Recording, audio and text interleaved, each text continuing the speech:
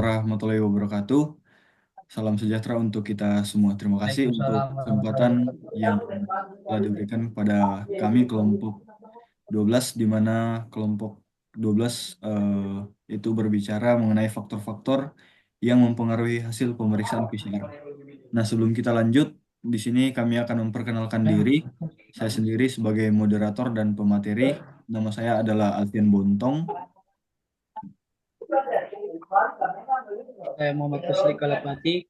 Nama saya Lipengga Palepi. Baik, itulah anggota kelompok kami. Dan kita masuk pada materi di kelompok kami yang membahas mengenai faktor-faktor yang mempengaruhi hasil pemeriksaan PCR. Nah, jadi garis besar yang akan kita pelajari adalah yang pertama yaitu faktor pra-analisis, yang kedua faktor analisis, dan yang terakhir adalah faktor pasca analisis. Nah, kita masuk pada materi yang pertama, yaitu faktor pra-analisis. Nah, faktor pra-analisis itu meliputi teknik sampling dan juga penyimpanan spesimen. Jadi kita lihat lebih lanjut. Nah, teknik sampling yang kurang tepat.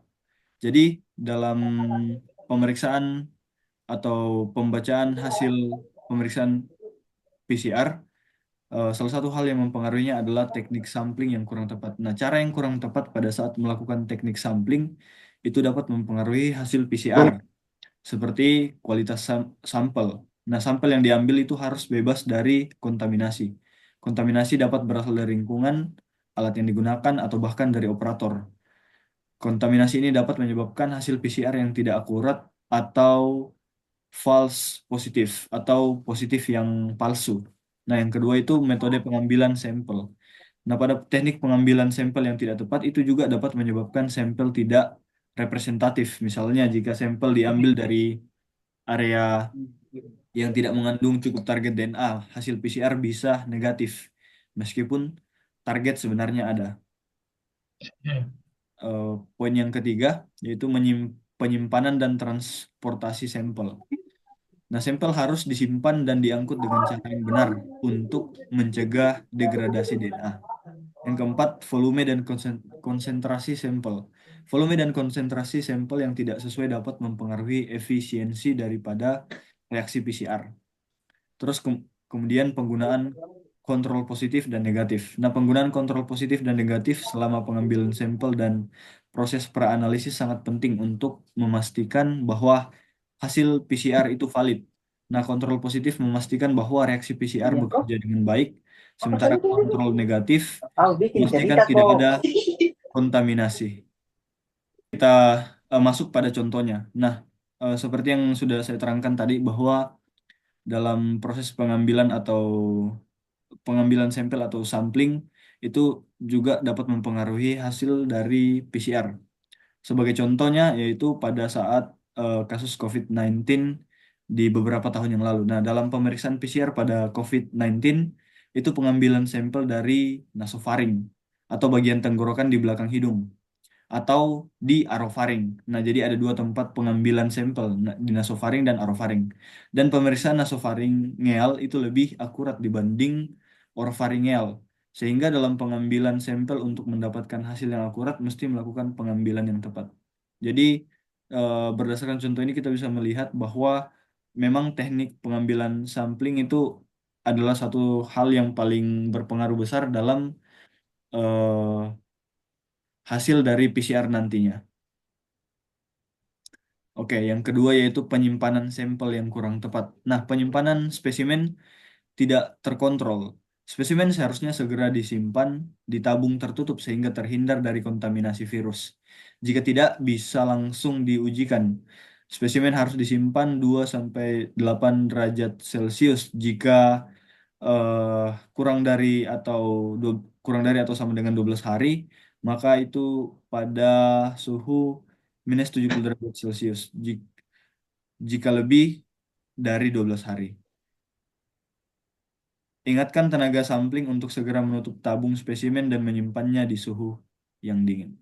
Oke, baik. Itu mungkin adalah materi pertama dari saya, yaitu materi pra-analisis. Dan yang untuk materi kedua, saya serahkan kepada pemateri selanjutnya.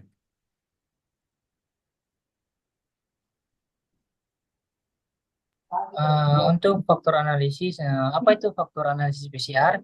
Faktor analisis PCR mengacu pada berbagai elemen yang mempengaruhi hasil akhir sebuah tes polymerase chain reaction atau PCR. PCR adalah teknik laboratorium yang digunakan untuk memperbanyak atau amplifikasi segmen DNA tertentu sehingga memungkinkan terdeteksinya bahkan jumlah DNA yang sedikit. Hasil PCR sangat penting terutama dalam bidang medis seperti deteksi dini penyakit menular. Oleh karena itu, memahami faktor yang dapat mempengaruhi hasil sangat krusial untuk memastikan akurasi dan rehabilitasi tesnya. Untuk slide selanjutnya, eh, pada faktor analisis, dia terdapat ekstraksi RNA dan DNA, di mana kualitas reagen yang digunakan dalam proses PCR seperti primer dan enzim harus berkualitas tinggi agar hasil lebih akurat. Eh, kontaminasi dari reagen atau lingkungan dapat mempengaruhi hasil positif atau palsu. Slide selanjutnya, saudara. Reaksi PCR. Primer, spesifitas dan efisiensi primer sangat penting untuk amplifikasi yang darurat. Selanjutnya, enzim. Kualitas enzim polimerase mempengaruhi efisiensi reaksi dari PCR tersebut. Kemudian suhu. Suhu annealing, denaturasi, dan elonginasi harus dioptimalkan terlebih dahulu. Slide selanjutnya, saudara. Uh, dan juga terdapat deteksi produk PCR. Metode deteksi yang berbeda memiliki sensitivitas dan spesifitas yang berbeda. Variasi genetik virus, mutasi pada virus dapat mempengaruhi efisiensi deteksi oleh primer PCR. Oke, mungkin cukup itu dari saya. Ke pemateri selanjutnya. Baik, selanjutnya ada pasca analisis. Pasca analisis pada PCR atau polymerase chain reaction adalah tahap akhir dalam proses PCR yang bertujuan untuk memastikan bahwa hasil yang diperoleh benar-benar valid dan akurat. Next. Yang selanjutnya faktor-faktor pasca analisis. Berikut adalah beberapa faktor yang mempengaruhi hasil PCR pada tahap pasca analisis. Yang pertama, kualitas dan kuantitas DNA. DNA yang digunakan harus murni dan dalam jumlah yang cukup. Kontaminasi atau degradasi DNA dapat mempengaruhi hasil akhir PCR. Yang kedua, temperatur annealing. Suhu annealing yang tepat sangat penting untuk memastikan bahwa primer dapat menempel dengan baik pada template DNA. Suhu yang terlalu tinggi atau terlalu rendah dapat menyebabkan hasil yang tidak optimal. Yang ketiga, konsentrasi MgCl2. MgCl2 adalah kofaktor penting untuk aktivitas enzim DNA polimerase. Konsentrasi yang tidak tepat dapat mempengaruhi efisiensi amplifikasi. Yang keempat, enzim polimerase, kualitas dan aktivitas di enzim DNA polimerase sangat penting. Enzim yang tidak aktif atau terdegradasi dapat menyebabkan amplifikasi yang buruk. Next.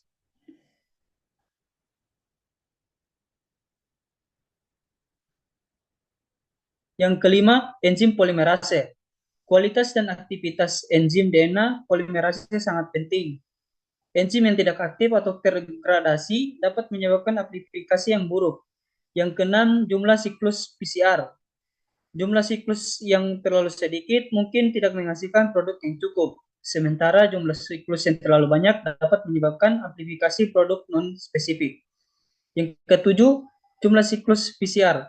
Jumlah siklus yang terlalu sedikit mungkin tidak menghasilkan produk yang cukup. Sementara jumlah siklus yang terlalu banyak dapat menyebabkan amplifikasi produk non-spesifik. Yang kedelapan, DNTPS atau deoksinonukleotida trifosfat. Konsentrasi DNTPS harus tepat untuk memastikan sintesis DNA yang efisien. Konsentrasi yang terlalu tinggi atau terlalu rendah dapat mempengaruhi hasil PCR.